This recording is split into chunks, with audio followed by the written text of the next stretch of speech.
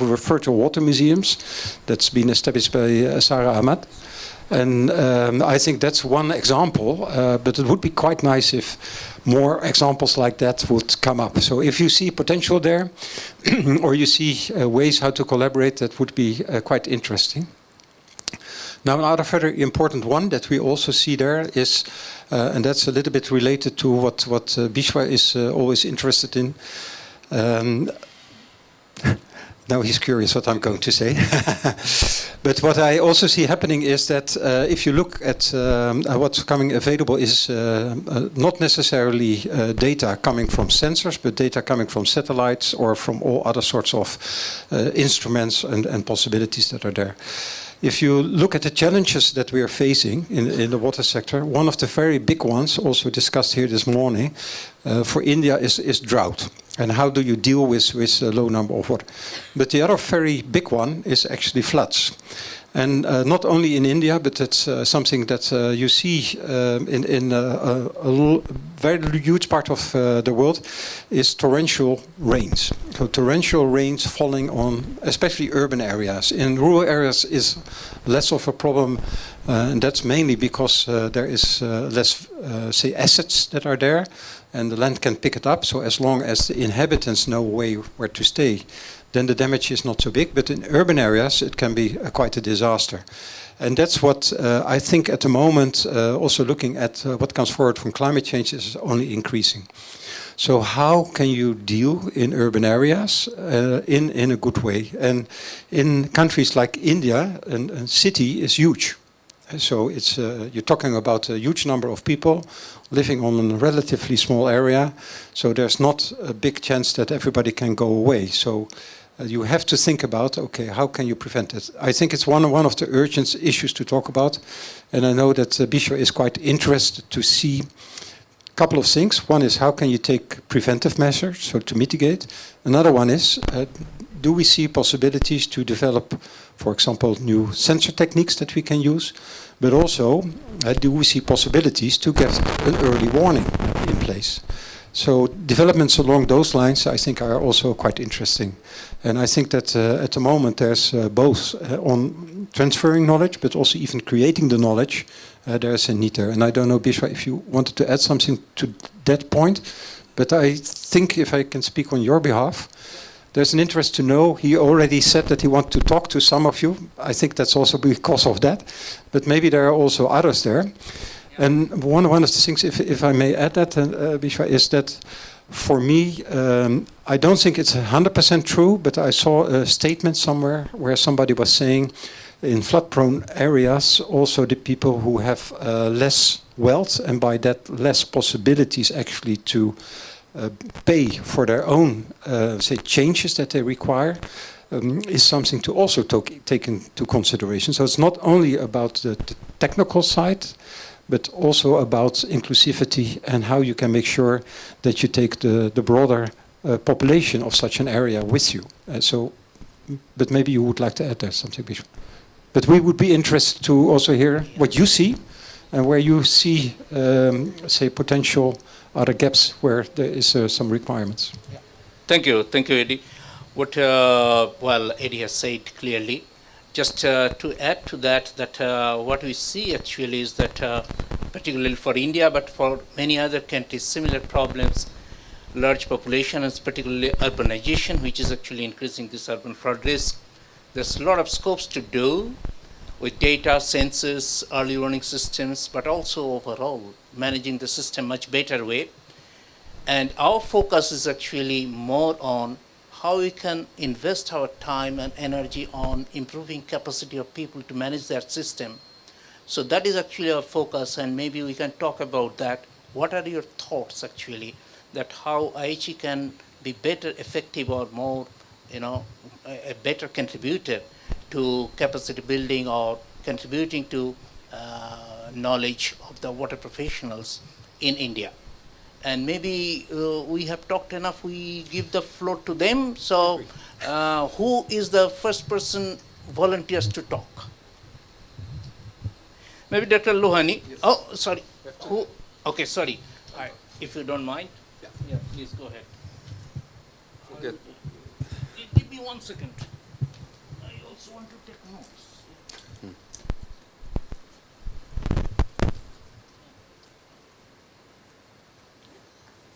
Please go ahead.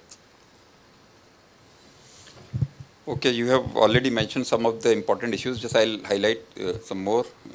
One thing already you have mentioned that regarding the urban flooding. Then important part is that in our country right now, you might be knowing that one DRIP program is going on, Dam Rehabilitation and Improvement Program.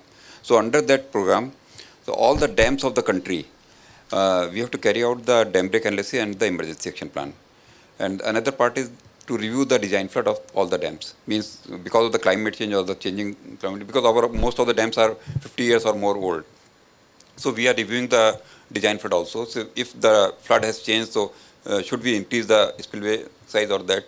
And then emergency plan for the downstream areas of the dam. So right now in our country we do have more than 6,500 dams, and for each dam these studies has to be carried out, and then it has to be repeated every 5 years. So we don't have that much right now manpower in the water resource sector. Those can just carry out all these things. So one problem is there, that capacity building is required in those areas. Then another, as Jagdish Can I, sorry for interrupting, but can I ask you something about that? Because I think one of the important parts is also the operation of the dams. Operation of the dam. And I know that in a number of cases, dams are mainly under control by the Ministry of Irrigation, so for irrigation purposes. These are mostly controlled by the state departments, not by the central. So do you have a good system to... That also, that another part. Okay. So that is the one part I'm telling. Yeah. Okay. Then another part is the management of the, then early warning system also, inflow forecasting. That is also one of the part in the reservoir inflow forecasting. That is also one of the important part. Government is also stressing on that one, because we don't have reservoir inflow forecast in, I'll say in the 99% dams. Hardly 1 or 2 places we do have. So that we have to see, because then only we can go for the management part. Okay, management is another issue that we can go in the management. So this whole reservoir system, you can say, for that a good training capacity building program is required in our country. Then another, as Jagdish has mentioned and I was also mentioning, that we are carrying out the floodplain zoning in our country right now. Just I'll mention here, in the 1974, Government of India has issued a guidelines for the preparation of the floodplain zoning act for each state, because in our country, water is a state subject, it's not a central subject. So central can only guide them, and state has to prepare their own act. So in 1974, Government of India asked each state that they have to prepare their own act. So in response of that, first Manipur has prepared its act, and after that Rajasthan and Jammu and Kashmir, they prepared the act. So no other state has responded, but very recently in 2018, when the Kedarnath tragedy took place in Uttarakhand, they prepared their own act in 2018. So right now we do have 4 states have the floodplain zoning act. But now the NGT is intervening in that one, because lots of constructions are there near the river course. So people are going to the NGT. So this is a big issue, and floodplain zoning is going on. Our institute and various other people are doing those things, modeling those things. So this is also one of the major issues that we can go in those areas, floodplain zoning, another issue. Then another is the water management, because we know that the scarcity of water is there in most of the places. Right now we have seen that the big cities like the Bangalore and the things, and the state-wise also we see that the drought problems and somewhere flood problems are there. So that is basically the management of the water, and NIH has also initiated some work on the development of the decision support system with the help of the DHI. So these kinds of the water management in types of the capacity building in those areas is very, very much required right now. So I'll think some more areas also in the meantime, and others will start talking on those things. So this is just a beginning of that one. Thank you. And if I may ask, because I know that in doing that, you're also looking at for the purpose of the dams, where they're used for, and then sometimes you also need stakeholder or other expertise there. In the people sitting here in the room, did you hear anybody where you said, hey, that's maybe interesting to have a talk to see how we can maybe also engage or at least be informed about what's happening? That we can, It's a bit of a challenge, but Another important part is the environment is one of the important, because some of the people sitting over here, they deal with the environment. I don't deal, but that is a big issue in our country. That's I face that. Okay. Environment is a big. And you can add on. Yeah. She is working on this river conservation directorate. But what we are talking about, this floodplain journeying is based on the flood risk. But this our Supreme Court, NGT, or what they are looking at the environmental protection Protection point of view. So there is a conflicting always there means. Yeah, means. Two regulations, floodplain zoning and RRZ. RRZ. Yes. No, but Still it's pending. yeah. Yes. But this whole floodplain journeying for the Ganga or this NMCG, that 2016 Act, this Supreme Court or NGT looks at the point of view environmental protection, not from the floodplain journeying or flood risk point of view, because they don't want any construction within the 100-year return period flood, which is practically not possible. If you look at the Bihar and West Bengal, those states, those are downstream of this or near to the sea. So more than 50% of their land will come within that zone. So that that's not environment possible. flow is another important E-flow. Actually, prior to that, I worked on 2004 on that one. So we used to call it as a minimum flow. And after that, the E-flow term has come. So environmental flow. So we worked out for. Yeah. Yes. Right. I think the areas which are under 1 in 100-year flood will not solve the problem. Oh, sorry. It is if some areas in the basin is having higher flood risk, and then considering 1 in 50-year instead of 1 in 100-year will not solve the problem. Simply those areas are red areas, Yes. and more actions are needed. But current practice is also not to show them or compute the 1 in 100-year flood, because simply then more than half of the area is flood prone. Yes. I don't think that's a good idea. And if I may react to Dr. Lohani's comment, actually, what I feel pity also, not pity for myself, that I feel that all the points you raised, so valid points like early warning system, flow forecasting, and all these things actually, these are nowadays, well, every day technology is improving, advancing, but these are actually already, we have standard technologies established, and we are teaching to our Master of Science students every year. And it is so easy, actually, in a sense, to provide courses and people would learn and implement it here. And when I feel pain is that these things I am using in lectures every year. And when I come to my country, I see that nowhere it is actually implemented. So even you said less than 1% of the reservoirs have flow forecasting. And it's quite, even if in data scarce regions we do actually, what are the ways of this flow forecasting? And, okay.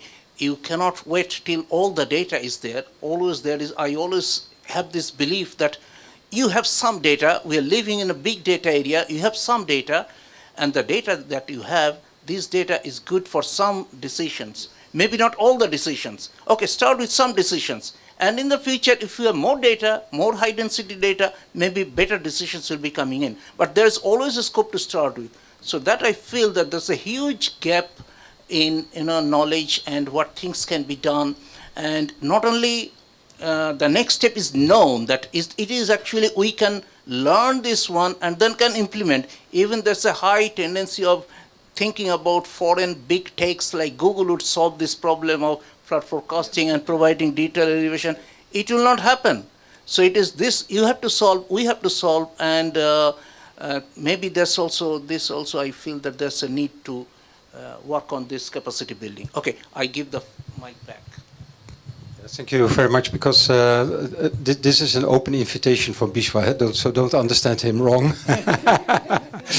It's, I think, a real interest from his side for two important reasons, because of the content, but also because he really likes India. There's another thing that I think that I think is important, and what I hope that as IHE we can contribute in having you here is, and I also know that's not so easy. So that is actually crossing sectors.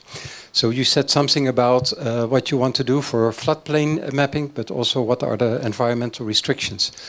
Bringing those two together, sometimes it's easy, but I also know that in some cases it's very difficult. In some cases it's just wrong.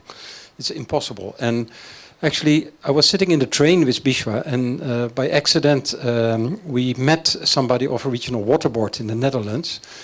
He's concerned with groundwater. Who was doing groundwater here? Yeah.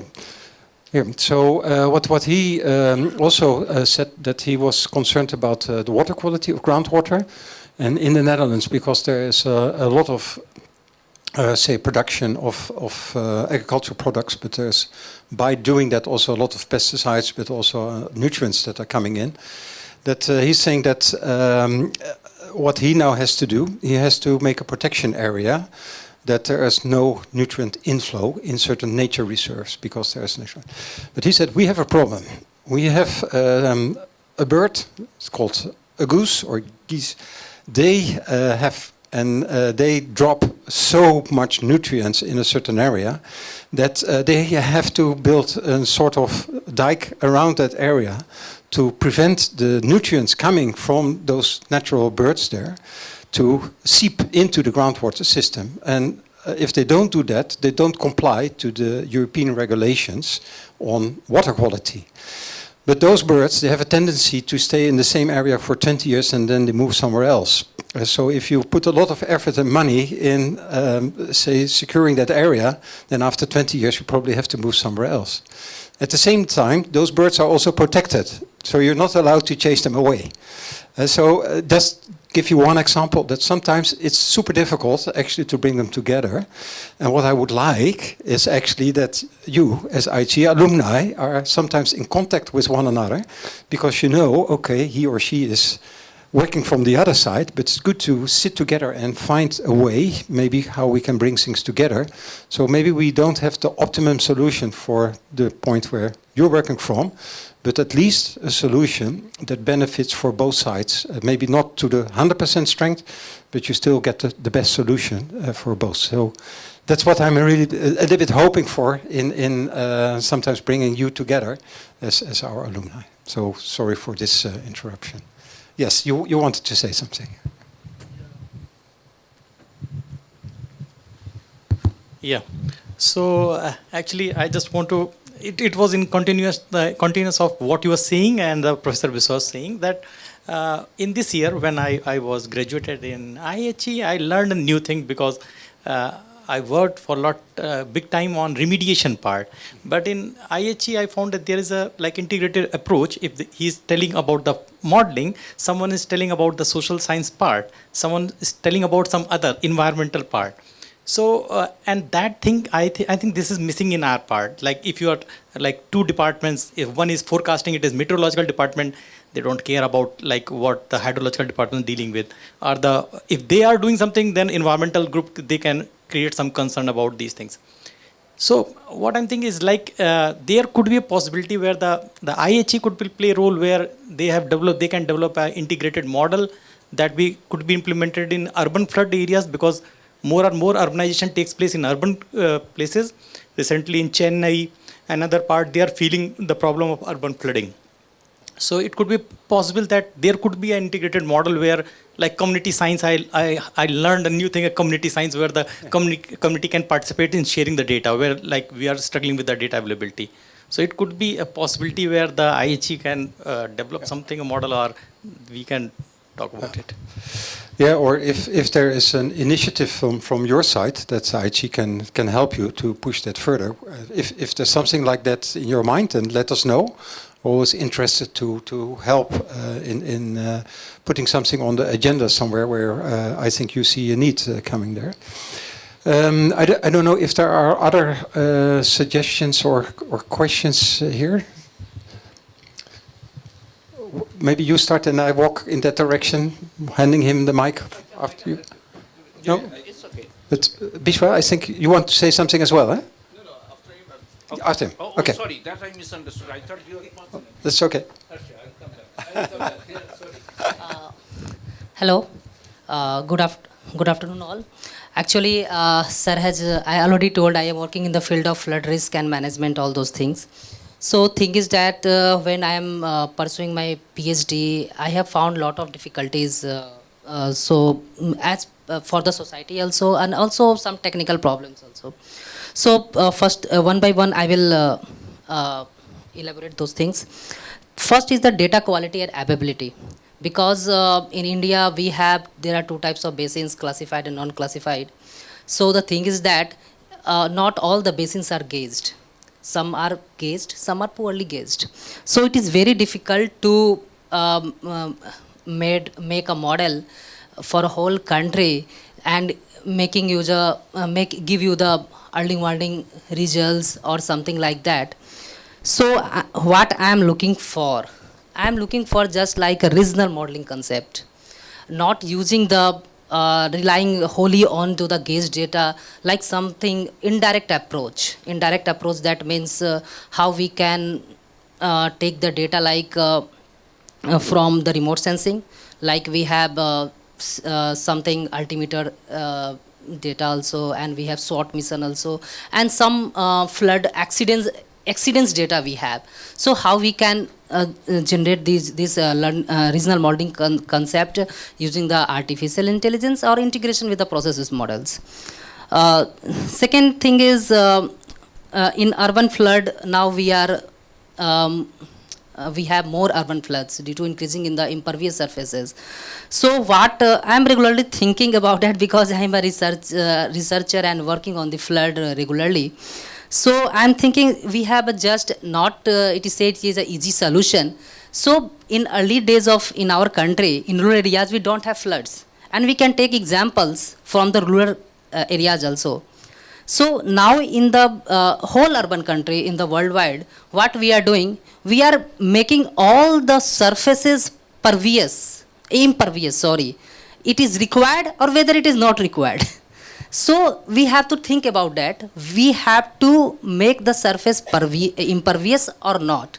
Some little amount of surface we have to left compulsory for the pervious, so that we can tackle two things. One thing is the urban flood, and second is the groundwater recharge. Because we are taking groundwater regularly and we are not giving the groundwater, we are not recharging. And second is the rainwater harvesting structures. We have to make it compulsory so that in households, not so that we can decrease some, I can say, just some contribution, maybe reduce the risk of urban flood and increase the groundwater support also. Now India have another problem we have due to increasing climate change and global warming. We have new problem. I am also working in that direction, and in my masters I have worked on the snow melt contribution in Jhelum River Basin in the northwest Himalayas. So where we are not countering this snow melt contribution, how a snow melt contributing to the river discharge.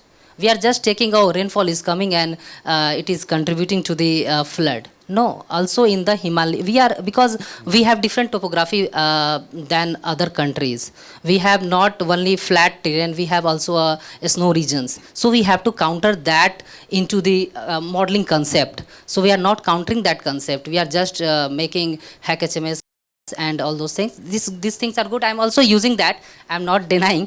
But these are things should be, that sir has told, the integrated modeling approach. I'm also thinking about that. Some integrated modeling concepts should be have. Like I'm working on cloud computations, because as a researcher, we don't have money to buy the license and softwares. We are also searching for the open source. So cloud computing is another thing that we can go for.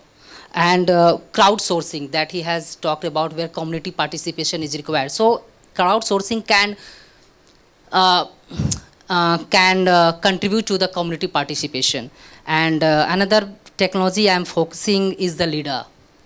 LIDAR is one of the technology now, emerging technology. Now people can, because it is very not cheap technology, now it is costly, but I think it should be, it is a time now we can decrease the cost for the people, so that most of the researchers can be get the advantages of this technology. Because in flood, point cloud can also help to generate the very efficient DEM, because in flood modeling you need DTM, not DEM, because we all have DSM 90 meter, 30 meter, and we are doing modeling and all those things, and just we are showing the results and all those things, but we are not giving any benefits to the society, and lacking the concept of conceptual modeling.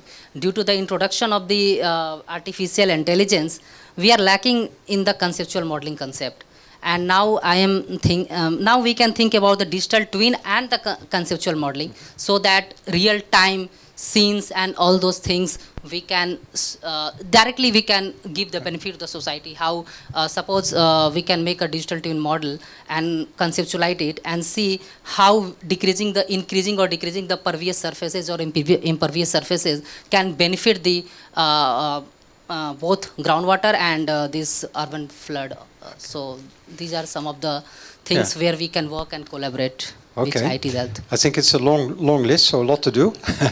I also think that there are a couple of people here that are quite interested, maybe also after the session, to have a short talk with you. One reason is that I know that the thing that you said about looking again on conceptual models and the strength of that compared to what we are now doing at the moment with Google or AI is something that I know Bishwa is quite interested in. But I also know that in the operational surface here in India, the snow melt and glacier melt is taken into account. Always room for improvement. I also know that for the dam management, especially if you look at the Ganges, you can't do that without taking snow melt into account. So I'm quite sure that's happening. But like I said, there's always ways for improving that, and I fully agree that with climate change, there is a change in, say, the regime. So just looking at historical data is not enough. You really have to look forward. And I think there are more and more efforts doing that as well. I also know that here in India, there's also from the meteorological service, they are also developing regional climate models that can give a better idea. So there are a number of things. Sometimes they're not brought together in a good way. So I think that's maybe something to think about with whom to collaborate. And like I said, I hope that a setting like this will help also to bring those things together. But I think you also wanted to add there, yes. Yes. Good evening. Actually, one aspect I want to point out here, when you are planning the capacity building in the Indian case, Indian water crisis or water waste management is not due to any single discipline, whether it is an engineering or any other environment. Basically, the crisis is due to the governance, and the mismanagement is due to because the fragmented mismanagement is going on. No matter how much capacity building you plan and train it, it's getting failed. As Biswa rightly said, he's teaching, training many professionals here, but when he comes here, it doesn't getting executed. Because the basic problem that is the management here. We have got excellent engineers, we have got scientists, excellent scientists, hydrogeologists everywhere. And also there is no dearth of technology within India also. Our own institutes like IITs are training very good training programs, but where there is lacking in India is the management part. So if the IHE also focus on the management, probably that would be greatly helping here. Another point I want to stress here is that, as I said, the fragmented management, and every department here is a unidisciplinary. He is in NIH, I am in CWC, I don't know what he is doing and he doesn't know what. And if I look at the government of India, there are about 20 departments in the central alone.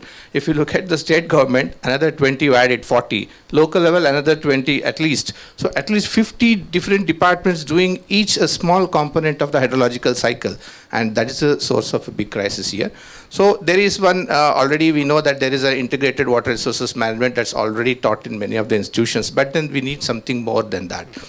So in that way, the focus should go on. Another point is that if you really plan some capacity building for Indian water professionals, we have to go through the Indian national water policies.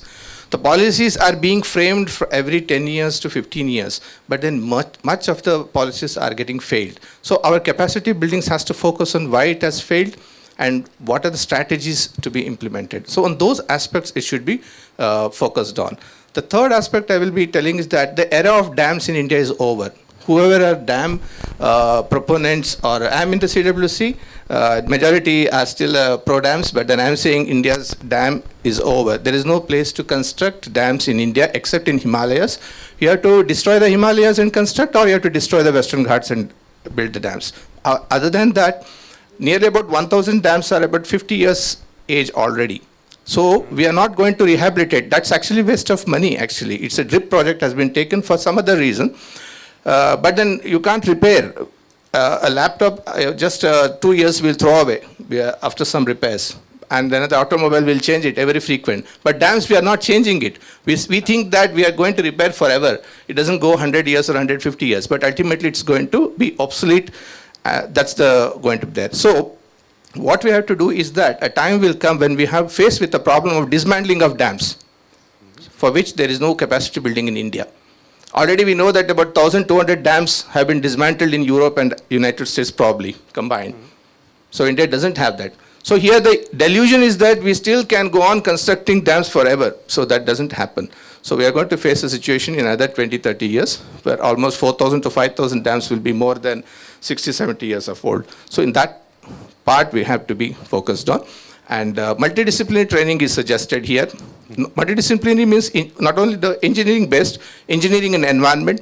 Here every department is a unidisciplinary. And the more focus is only on the engineering. More stress is on engineering. We have very less stress on the social sciences, the impact of dams on the social sciences, the environment. So 3 to 4 disciplines should be combined. Multidisciplinary capacity building could help India water sector a bit better. Yeah. Thank you. Thank you very much for those remarks. I don't know if somebody wants to add or react to that. I want to say a few words about that, but I will do that later on. I prefer first others. I'm glad to know that we have talked about water that is outside of our systems, but I wanted to highlight and know from you of what we think of the water that goes inside of our systems, which is our clean drinking water, which we are talking about when we talk about Jal Jeevan Mission and when we talk about Atal Bhujal Mission. So most of the times we are apprised of the fact that 70 or 80% of the water comes from the ground, what we are drinking. And it in the urban area it is coming from the municipal corporations.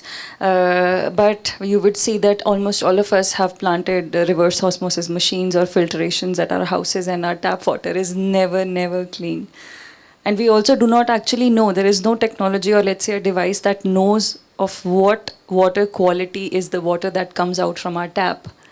We have a device which can test the COVID. Within 3 years, we developed that technology, or let's say 2 years. But till this time, we do not have a device, a handy device, which can just check our water quality and tell us if this is potable to drink or not. We have bottled water right in the front of us, which just a day before has been categorized at high-risk food by the Food Corporation of India. And at the same time, we are worried about whatsoever exists in the groundwater. So my humble submission is that we find something, some answer to the safety standards of what goes inside of our bodies, because that is completely harrowing to know. Thank you. I'm afraid I have to agree with you. I know that also you see that here in India, but you see that in all over the world. What the water treatment companies are dealing with in a lot of cases is not only the aging of the structure, but also the fact that they're now confronted that they have to take out other contaminants than they used to do. And that changes actually the way and how you can operate. Of course, in the end, it would be much better if we can prevent water that needs treatment. So there's a big advantage there, but sometimes also not so easy. And again, there, sometimes that is also divided over different ministry or different people that are responsible for it. So it could be beneficial to also try to bring that together in one hand or one responsibility, because then maybe we get a stronger effort there. I think that's another thing that rings a bell for me is what I see is that especially in water quality, the equipment to measure water quality is very expensive. Or you have to take samples, you have to send it to a lab, and that they have to do the analysis over there. Again, not easy to do. I know that there are big developments actually on sensor technology, where you can use much cheaper sensors in another way. I think relationship with citizen, not science, but observatories could be an interesting one. And here I use the word citizen, but citizen is not necessarily just an individual. It can also be NGOs or other organizations that have a certain responsibility. And by that also a regular way of doing measurements. It could be a development that I think could be interesting to look at, not only here in India. I think also in a lot of other parts of the world, people would be very interested if something like that would be developed. So I think that's something that I think requires attention, those two things.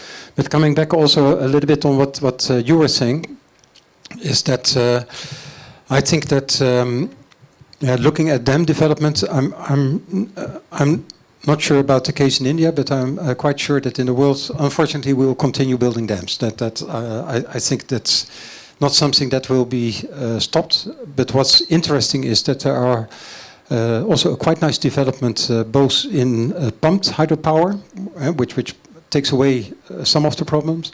And another one is that there are newer techniques coming in inflow hydropower generation, which again takes away some of the problems. It will not give the same delivery as you had with a new dam, but I think that problems that you're facing with the present dams are indeed big, and the amount of area that you require for new dams in lower lying areas, like you were saying, is huge, and in that case sometimes difficult. What I think is also very difficult to change the present situation. And now I'm talking about, say, the encroachments on embankments where people live, which you would like to prevent. But taking those people away is sometimes even impossible to do that. So I think the way forward there is to see how maybe you can accommodate that, but at the same time, I think you should try to stop further encroachment and increasing problems that we will be facing, because we will have more flash floods coming through the river. So we will have other problems there if we don't do that. I would be very interested if we can be involved, or if we can help to put the topic of water higher up in the agenda of all civil servants.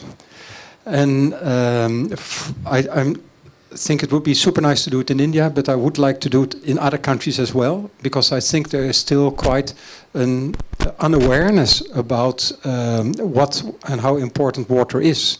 And by that, the decisions that are made are also sometimes maybe the wrong decisions. And I think by entering a small added knowledge to more civil servants, I think that can really help in improving the way how we make decisions. And I think that's a little bit related to the governance that you were talking about. We are sometimes also in contact with the Ministry of Foreign Affairs of India, because the ambassador of India is situated in The Hague. One of the wishes that I told him was something like this. Because as IHE, we would like to really make a difference somewhere, to really improve something. And I think an approach like this, and so that's where I fully agree with you, and a better knowledge, a broad knowledge, not an in-depth knowledge, but a broad knowledge about the value of water and what you need to do, I think that could greatly help in setting a step forward. So if you see a potential possibility opening there through whatever side, I think of the public service, we would be very interested to join you and see if we can do something like that. What we want to do at IHE, and we hope that we can start it in the second half of this year or early 2026, is we want to start what we will call a leadership course on water. We want to do that at different levels, but one of the levels is also for people higher up in political positions, but maybe also CEOs in companies that are dealing with water, because it's not only the public service, it's also, say, at enterprises and other parts of society that I think they require knowledge. So if you have an interest there, then please follow us, and you are, of course, always welcome. But that's what I wanted to add a little bit to what you said. So I hope that that may steer something up somewhere else. And I think it's not only about water, and I think it's also about some other topics, but a general better understanding. And I think that links us to the conference we're here, between water, energy, and I think food and environment is, I think, a very important one to do and see how we can do that.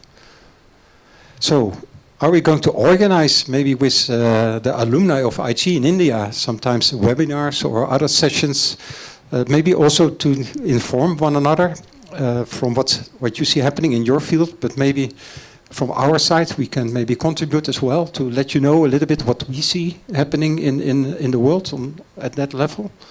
Would it be something that would interest you? Yeah. But do you receive emails actually from IHE about? Do you receive emails from IHE actually about webinars coming, upcoming webinars? You receive that? Okay. Okay. That you do. Okay. Sir, I would like to add. Yes, please. Thank you. So, as we have received many of the points from different fields, from the research point of view, I would like to add that yes, there are divisions and there are departments who are considering the snow melt runoff in India. The studies are going on, and maybe not directly, but indirectly they are considering. Secondly, that is, I think, related to the glacial lakes. They considered in the runoff part entering into the glacial lake and in the river hydrographs basically.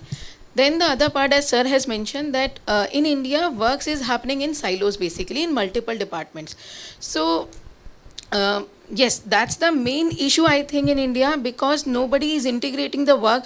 As I have seen, most of the people are working about talking about the surface water because they can see that is available.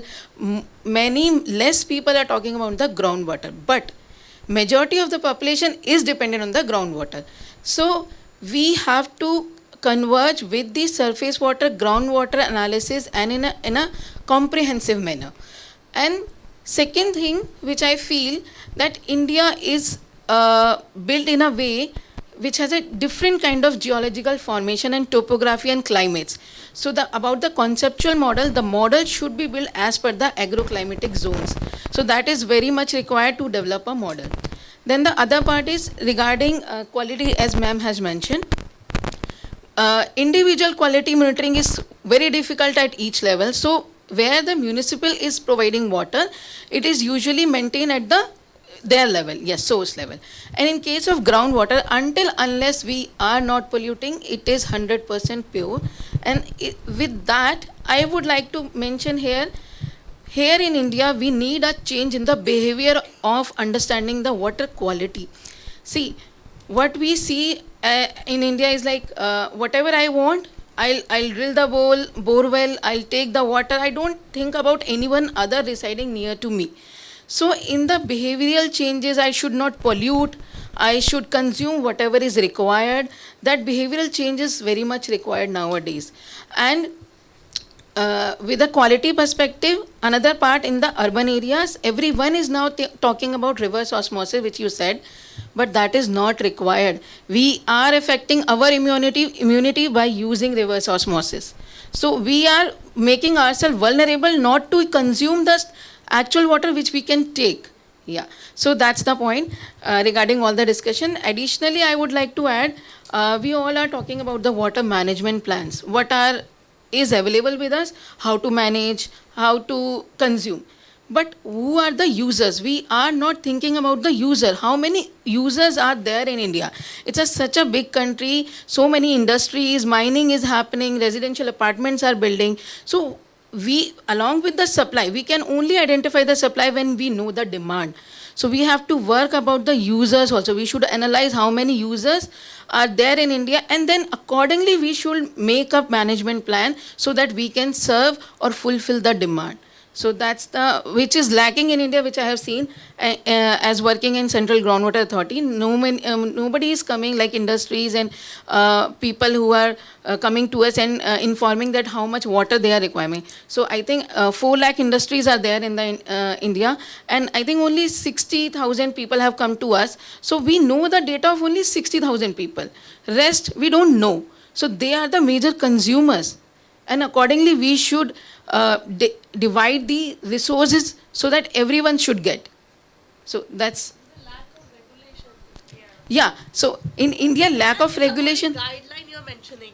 Yeah, so... I was part of this NGT committee for forming this guideline for the, suggesting guideline for the groundwater. Yes, yes, yes. We prepared it. It was so downsized by the different different stages, and it was very mild. We added charges from the farmers also. Yes. As a committee member, I understand. But now it it was is not... all guideline. Yes. It was so, because of it's a vote bank and regulations are downsizing, because you can't charge with the farmers or we or the exempted loan. that category. Yes, yes, Exactly. So we need that requirement also, that how much agriculture... That need to be revised with the time. After 5 years or 10 years, you have to strengthen this regulation. You can't put 1-2 seconds, just a 1 bar. You have to achieve a staircase with the that strengthen need to be done by in-house organization. Yeah, that will be done. The amendments are coming. But the other part is the user should also feel it's responsible, that it's responsibility to come to the department. As a central agency with a manpower of 10-20 people cannot regulate the whole India and the user's identification. So that's why I added behavioral change is also required in the We issue same issue with the river regulations also, because we are working on this pollution on the river, and everybody knows do not waste this puja thing and everything, the solid waste in the river. But you see in the Delhi itself, they coming from the car and they put the same thing in the Yamuna river. It's a mindset of the people should be changed. Everybody knows everything, but their practice is not in that up to the mark. So. But both of you today at least you have 20 people sitting here that know about the importance also from the demand side or the user side. Because I fully agree that's an important one. It's also sometimes the most difficult one to influence. So again, also open question from my side. So what is a good way to do that here in India? Sometimes I'm here and then I read the newspaper and I see, for example, hand washing day or other announcements like that.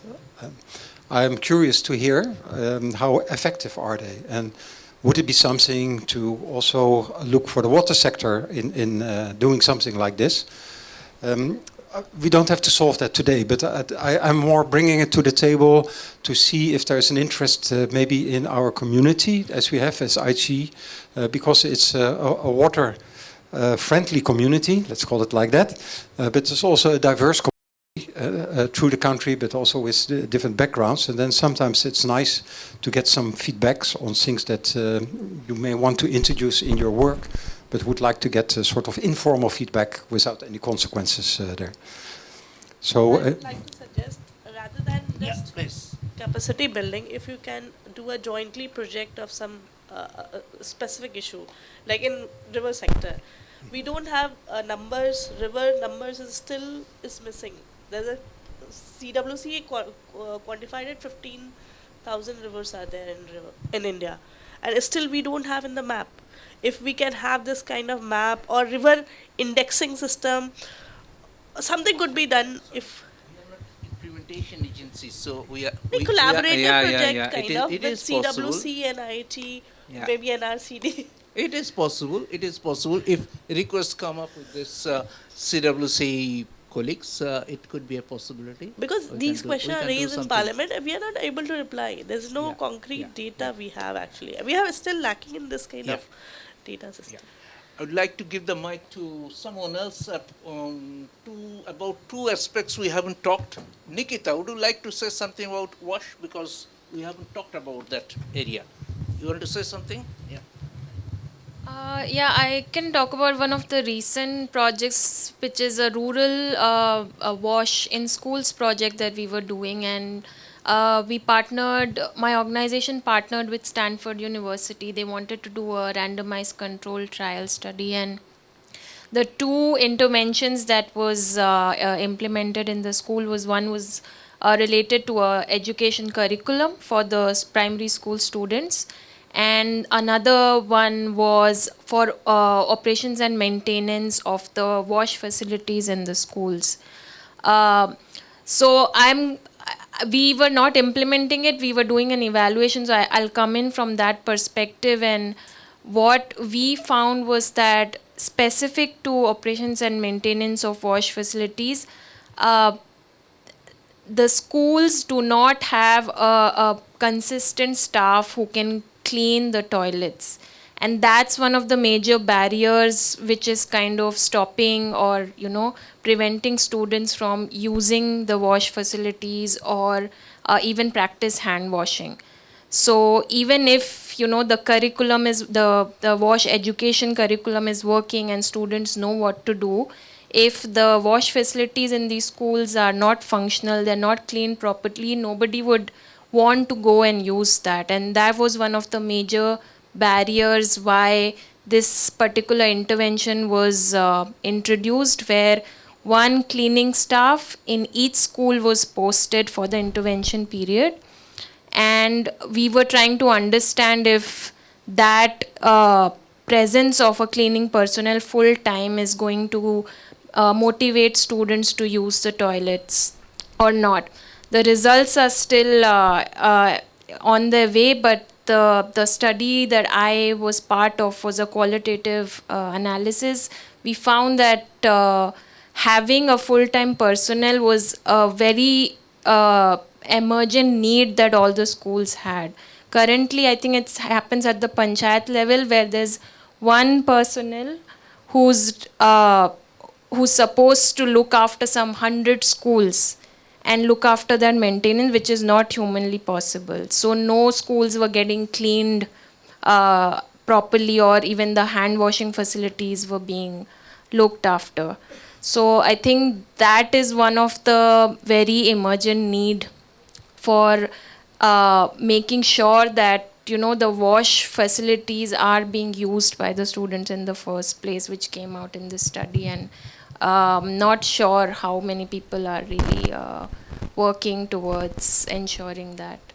So that's one. And did I understand correctly that you said you also did another study where you were dealing with the school kids themselves to let them know the importance about washing, or? Yeah, so there were two interventions. Yes. They're both part of the same experiment, but what we did was there was an education curriculum for the students, where the students are being educated about the importance of hand washing, as well as using the toilets and all of that. And I don't have that much experience in primary schools in India, so but I do have experience in primary schools in the Netherlands, because my kids went to school, and also there it's an issue on how to keep say the facilities clean. And there, what they try to do, and that's why I'm interested in what came out from your study, is to also explain to the kids actually that they should keep the facilities clean. And so it's a little bit from the other direction. You can't do that alone. I think you need both, like what you were saying as well. But I would be quite interested to know if something like that also works in the setting here in India, or. So for this particular, I think, intervention, the curriculum also had modules on, like flushing water after toilet use. So those good behaviors were there, but I think if from the start, if the foundations of, toilet cleanliness is not maintained, if they don't see anyone doing that, it's hard to also adopt such a behavior. And I'm asking a little bit because I do think that if you want to change behavior, not only this one, but also the behavior or how you deal with water in a lot of other cases. And primary schools, or that age, is a super nice starting age. Yeah. So it's I think the best way how you can do that. So again, from our side as IHE, we're not say the best maybe position to do that, but we're always interested to help in the development of curricula for primary schools or secondary schools in providing knowledge or information on what to do related to water. So if you think that somewhere there is a possibility there, we're quite interested also because IHE is part of UNESCO, and UNESCO also has education as one of their other pillars in there. I think that combination always has our say, attention if we can contribute to something like that. But I think also through UNESCO on the other pillar, you may also find some collaboration there if you're looking for that. Sure. I mean, I've just seen that there's a lot of positive feedback from the teachers about such and the curriculum was also very play-based, so kids also enjoyed it a lot. But yeah, at the end, the operations and maintenance becomes a challenge in these rural public schools especially. So I think that was what I was trying to highlight. But yeah, thanks for the suggestion. Yeah. Thank you very much. And I don't know if somebody is involved in that, but I know that another point related to WASH is the fact that with urbanization, but also in, say, rural areas, you often don't have a centralized sewage system. And so you're looking at decentralized systems. There are some developments, new techniques that are coming on board. And I think it would be quite nice also to hear if those developments here in India are maybe also something to look at. We are working also on, for example, the use of algae granulates to have more systems that you can build up so you can scale it up in a more easy way.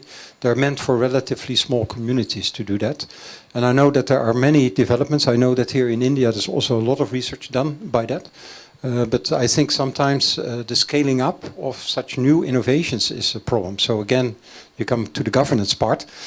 So it would be interesting also to hear your experience there and if there's an interest to work on that. Yeah. I would like, Ashish, do you want to say something about water quality or WASH in connection? Then I will come to you. Yeah. Can I come over there, please? Yeah. Being a teacher, I don't want to talk sitting on a desk. You are always there. We are always here, sir. We are always here. Thank you very much, sir, for your time.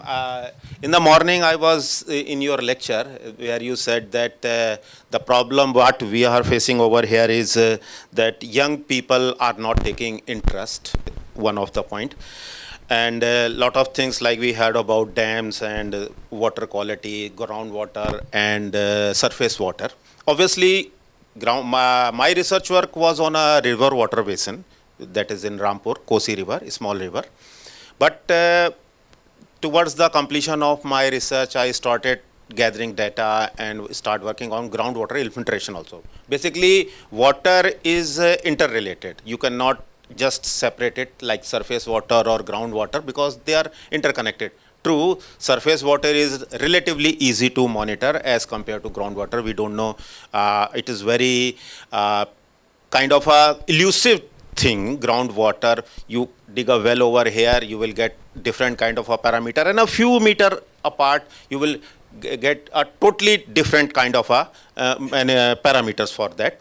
So I have been listening to all the points, and what points I have gathered some points like flash floods in our cities.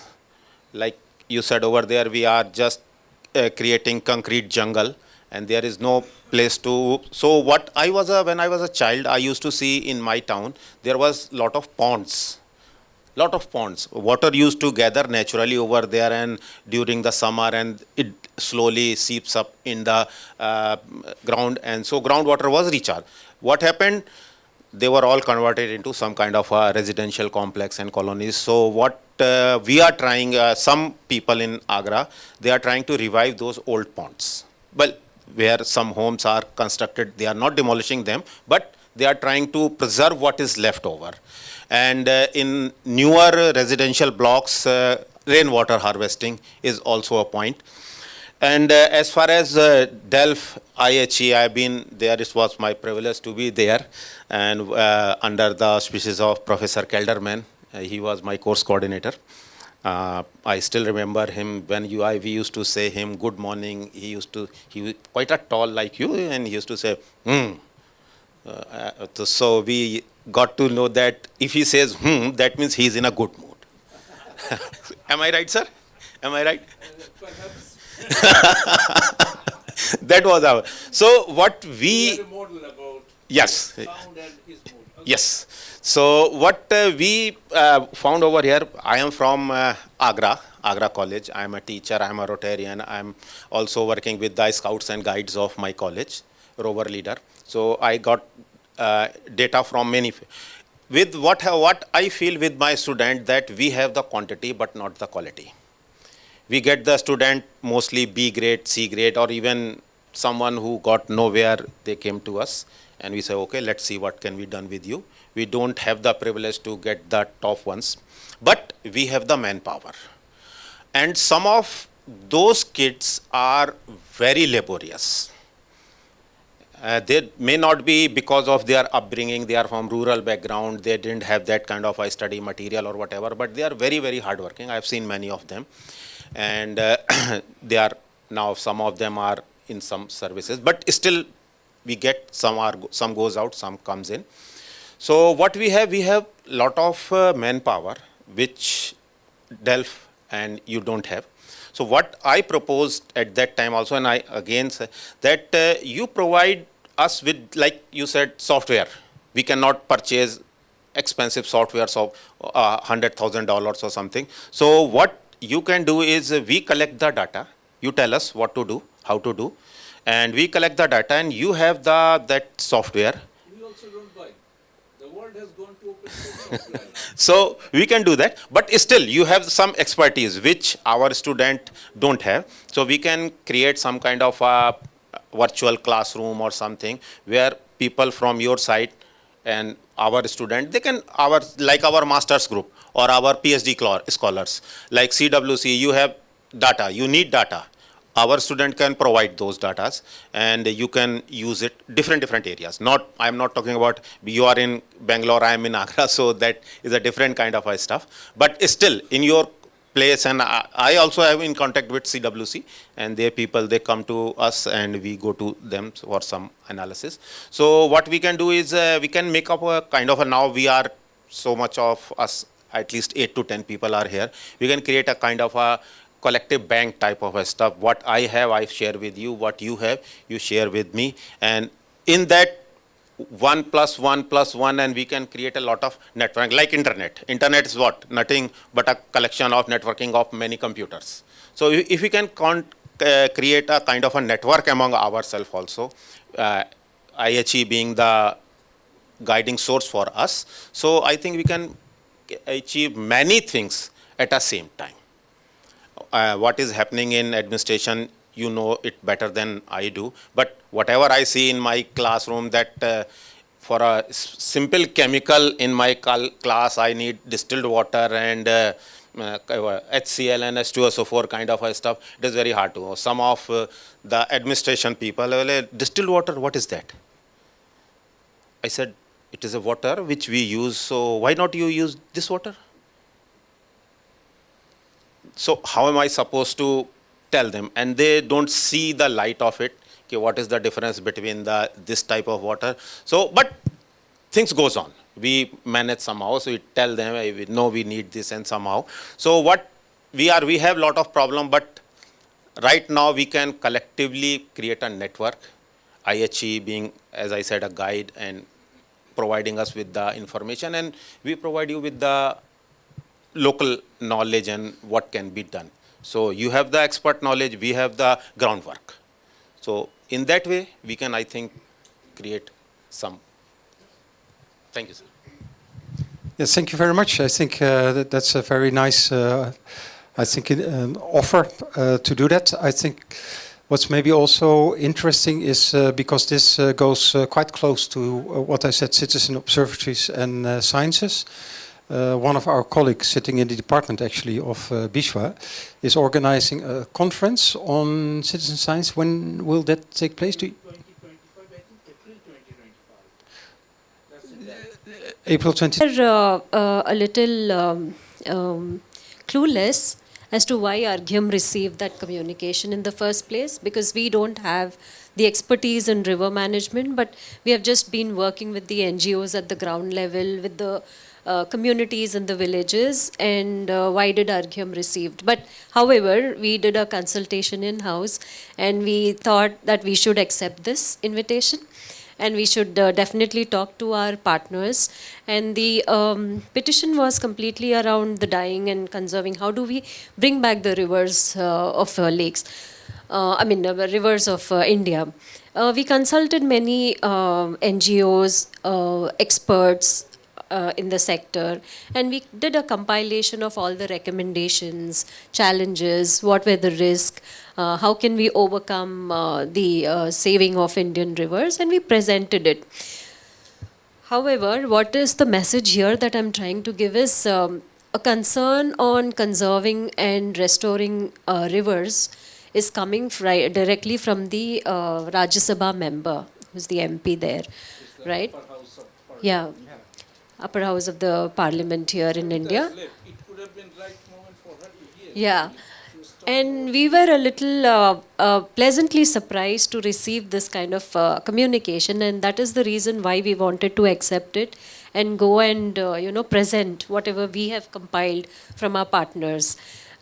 It was well received, the recommendations, because it came from experts who have worked in the Himalayan regions, what challenges they faced, and to the downstream in the south, and some kind of campaigns that happen which does harm more than benefit, the initiatives that people take, and many other things. And even on education, how do we change the curriculum? It is more about the science, but then where does the ethics and values go? So how can we embed that in the curriculum? Because it's very conceptual if we see the curriculum in the syllabus now. So how do we change that? How do we bring the communities? How do we bring the young generation? How do we bring and have the collaboratives of all the scientists, researchers, practitioners, government, and so on? So at the end of the petition, what we heard from the different members of the petition committee is that, yes, whatever you are saying is okay, but then how do we bring the doable or actionable solution that we can take it and implement it and give orders and make more amendments to the existing policy? Or how do we bring those changes in the policies? And the recommendation that you brought in, you are looking forward to have the leadership course. So I was just seeing some sort of parallels here. So that's why I just thought I'll quote this example that happened with us this year. And the second thing that we are focusing now is, so we are hearing a lot, and even in the sessions today in the morning, we heard a lot about water use efficiency and demand management, right? Because agriculture is one of the sector which is the major water consumer in overall, sphere that we see on water consumption. So how do we change minds of the farmers? It's very hard. It's not easy to go talk to a farmer and say, you don't grow paddy. It's not that easy as we speak, right? There has to be a lot of behavioral changes. There has to be a lot of techniques to make that change happen. And there are a lot of research in the agriculture research centers like KVKs that we call as, right, Krishi Vijnana Kendras. There are a lot of research that we ourselves have gone and spoken to the KVKs and understood that there are a lot of field tested models which are with them, but they are finding difficulty to transfer that knowledge to the farmers, because they need somebody in between to make that connection happen, right? So how can we play that role through trainings, through passing on the message, that transfer of knowledge from the KVKs, from the agriculture research centers to the farmers, so that we can work on the water use efficiency and the demand management. I think that is one more area that I'm seeing. Another is, yes, of course, I've already spoken about the grey water management. So usually what happens in rural India is the Gram Panchayats would constitute a village and sanitation committee at the village level.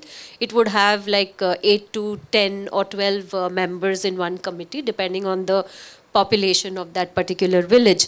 And one of the responsibility of the VWSC committee is that they manage the water related and sanitation related assets.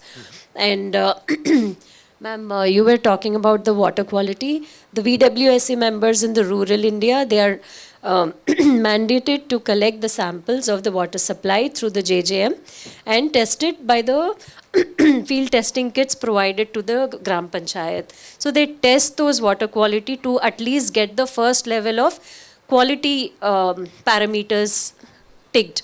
If there are any serious or alarming signals coming in from the FTKs, then they take it to the next NABL credited labs. That is how the quality is assured at the village level. So that's another area where what we have seen is, yes, this is what it should be. But what we have seen from our field visits, personally I have gone to many districts in Karnataka and in other places. The VWSC, those committees are functioning weekly at the moment. There needs to be some mechanism how we can strengthen their knowledge, their capacities, and also how do we ensure that they are regularly doing their tasks. So how do we handhold them also on the regular basis? So just giving one-time training may not suffice, but we need to like handhold them till their capacity is built. Yes, of course, there is a difference between the training and the capacity building. So capacity building should be a little continuous, right? For some time till they confidently hold that responsibility. That is how we see. And the other is capacity building in India, at least in rural India, that I have seen happens at very different level. It is at the community level, it is the different officials in the departments at the state, district, block, likewise. And before we get into the capacity building, we need the knowledge, the content that we talk about. We have personally again gone and spoken to different stakeholders. What we have understood is that most of the training programs or the delivery of the session is mostly teacher-centric, and it's not the learner-centric. These are like some of the common anecdotes that we keep hearing from the trainees. How can it be made more simple, more context-specific, more actionable, exactly what they need to do, and nothing more than what they should not be knowing, right? Too much of content, too much of information is also overwhelming for the trainees. So how do we ensure that there is a atomized content? That's what we call it as, atomized content, which means that you make it very simple, crisp, photocentric and videos and those kind of communications that we talk about. So kind of those things, how do we make that sort of a module which is very trainee centric and not teacher centric. So yeah, these are some of the things. Yeah. No, that's good to hear. I think also you're talking about different levels where you need education. Also, there sometimes things depend a little bit on the level, but also it's from person to person. It can be quite different how people pick things up and use them. The functions are very different. Yeah. Also, and also what I sometimes heard is that giving a training course, in this case it was about the GIS system, somewhere up north in India. And then we went there back to find out, okay, have you been able to use it, how's it going, and things like that. And said, no, that's all super nice, super fine. We have only one problem. What their problem was, they wanted that their manager would also go on the course, because they had problems in explaining to their manager what they were doing and the value of what they are giving him. So sometimes, and that's why I also appreciate that you have to look at it a bit in a holistic way. Sometimes the problems are somewhere else that you don't expect, and I think it's good to see how to approach that and work on that. And I fully appreciate also the fact that I think you should start at the backside, meaning you start at what somebody wants to do with the learning material, and then you see, okay, how and what should that person then learn to be able to do what he or she would like to do. So I think that's a very good approach to use. What we do is we develop this training needs assessment. We develop training needs assessment for every stakeholder. Until the delivery of action. What is it that they need to know? What is it that they have to do? And for how long? And what sort of information do they need to get that task delivered? So that's how we make a sort of a framework, and then we plan for the modules. Yeah. Regarding the point you said about changing farmers' mindset, one comment that I saw in Madhya Pradesh actually, this district irrigation engineers, they are giving training to farmers actually, if they change the crop, so what will be the benefit?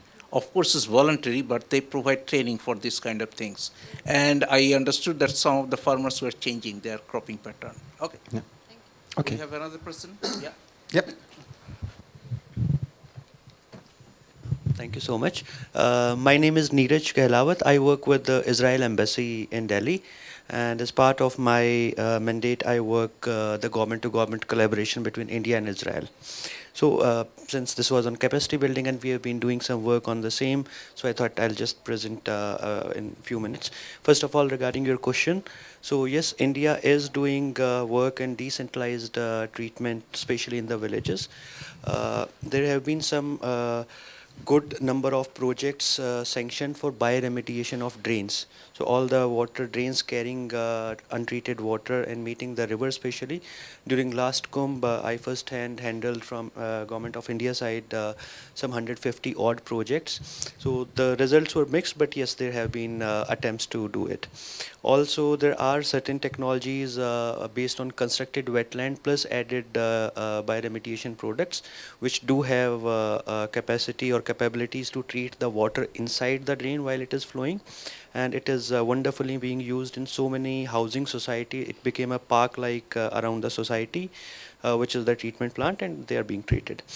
Since this was specifically regarding capacity building, so what from Israel side we are doing is, we have come up with 2 centers of water technology, one with the urban ministry, one with the rural ministry. And one is IHE Madras, second IHE Roorkee. So we are inviting group of around 75 participants from across the country, and these are mainly the managers, so-called, so they don't have to take further permission from somebody. So we try and tell them how things are being done in Israel and how it can be tailored for the Indian context. We also take delegations from India to Israel. Just to give you an example, we took a delegation to show them how reuse is being done in Israel, and the same model we help them to develop here in India. So we are working on 3 projects now. So directly from one sewage treatment plant, 200 million liters water will take directly for agriculture purposes, and it will be sufficient for 6,600 hectares of land. That means in one single project we'll be able to transform lives of around 15,000 farmers. Also, to help the farmers to understand or to align them, we've started the process already to tell them that okay, government will be providing you 24/7 water. This is high quality water. You'll also have agronomic support on ground. So for at least 3 years or maximum 5 years, we will have agronomists as part of the project itself, who will go to farmers and tell, okay, you have 3 options. You grow potato, you grow tomato, or you grow this third, And if you want to go for tomato, okay, these are 3 varieties. This is expected output. This is expected input. And these are 4 companies which can sign a MOU with your FPO. If they don't have FPO, we will even help them in creating a farmer producer organization, linking the farmer producer organization to the industry, for example the ketchup industry in case of tomatoes and so on. And so we have had already 2 such projects approved at the highest level, and third is underway. So, and all these are at different locations. One is in Haryana, one is in Rajasthan, third is in Gujarat. And so far our experience is that the farmers are okay to use this water. They don't have any problem, because all those which are already using this water, they are directly picking up from the drains, which is very polluted. And this is high quality water, so 10 BOD or the new Indian standards and so on. And lastly, regarding ma'am's point that if we go, ma'am, I'm not countering your point, but we have seen an example in Haryana especially, where paddy is being grown. So one engineer-in-chief of Haryana, Dr. Kadyan, he is still in force. He did go to the villages in Haryana, spoke to farmers himself with his team, and just without any penalty, without any policy or anything, just by convincing the farmers that you should not grow paddy, this is the harm and so on, he could reduce the paddy crop cultivation in Haryana by 100,000 acres in 2-3 years. without any fine, without any penalty, without any, just by convincing them, meeting them, going to their farms, working with them. So only by this he could reduce paddy growing by 100,000 acres in 3 years' time. Yeah, so that's what few comments. Thank you. They reduce the paddy cultivation. I think that's I think a major achievement.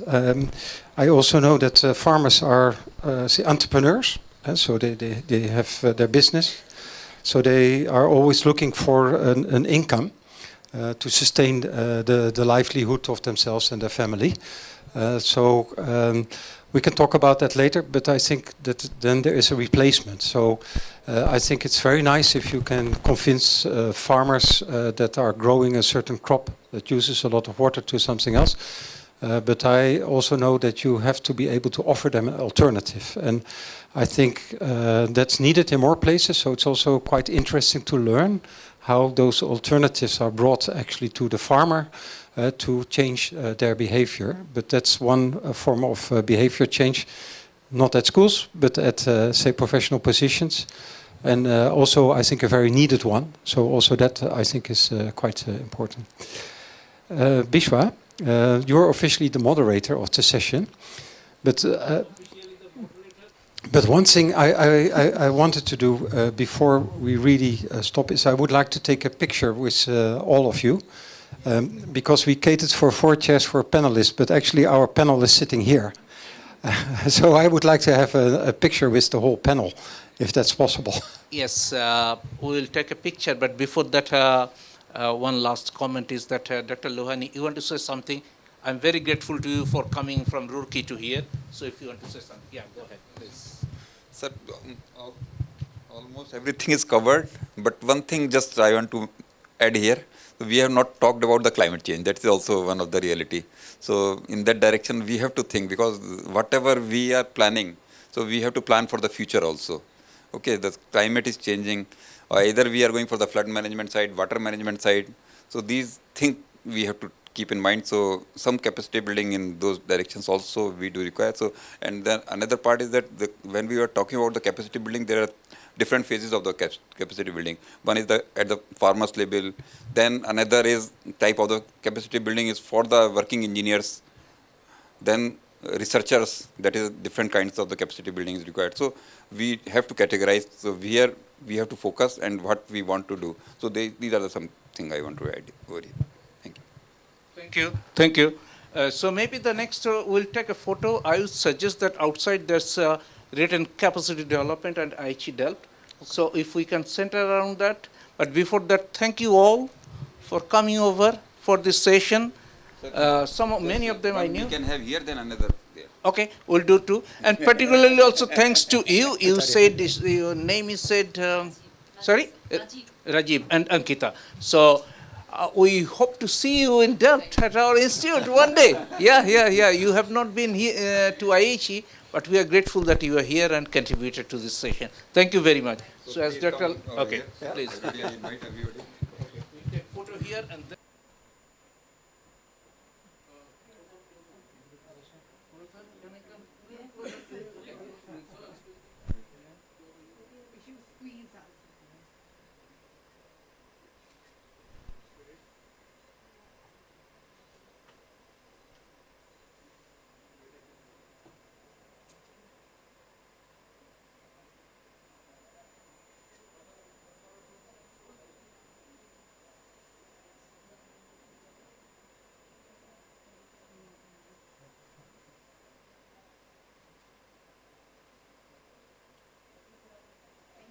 Thank you very much. Now once more, we have to do the same outside.